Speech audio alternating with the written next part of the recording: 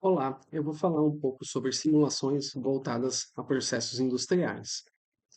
Normalmente, em processos tradicionais, equipamentos grandes são utilizados para conseguir altas produções, dos produtos principais que são gerados. E esses equipamentos têm dimensões bem significativas. No entanto, existe uma alternativa, que é uma inovação. Quando a gente pensa em processos industriais, a gente também pode pensar em equipamentos bem pequenos, quer dizer, microdispositivos, e esses equipamentos podem ser utilizados para as mesmas finalidades que os equipamentos tradicionais, porém, como eles são em escala bem pequena, a gente precisa usar várias unidades em paralelo para conseguir também as mesmas capacidades produtivas.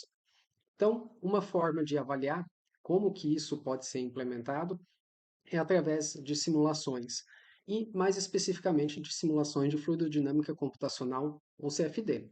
Essa técnica permite que a gente desenhe as geometrias dos equipamentos, que a gente coloque as condições físicas daquele problema, reações químicas, transferência de calor, tudo dentro de uma mesma simulação. E com isso, a gente pode avaliar então esses microdispositivos.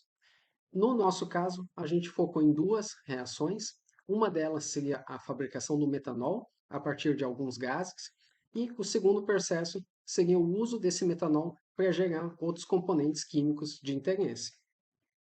Então, na primeira fase, na reação que gera o metanol, o que foi avaliado por simulação foi inicialmente verificar se um reator de tamanho bem pequeno, se ele condiz com dados experimentais. Então, a gente avaliou se a simulação é condizente com a realidade.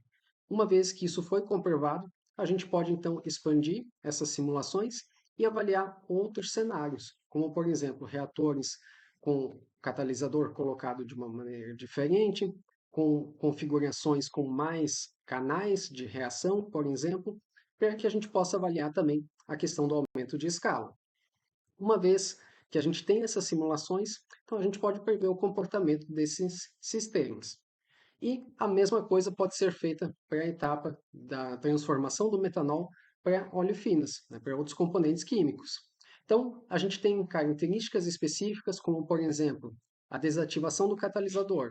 Então, ao longo da operação do equipamento, o catalisador perde eficiência, e isso significa que as simulações permitem que a gente identifique aonde que o coque, no caso, que vai desativar o catalisador, vai ser depositado, e como que a reação, como que a temperatura dessa reação influencia essa cinética, essa dinâmica.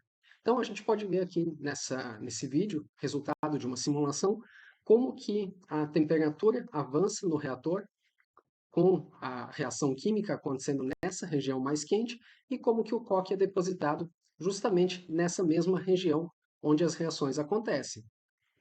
E, além disso, a gente pode combinar diferentes processos e tentar fazer uma integração para futuramente chegar numa planta industrial.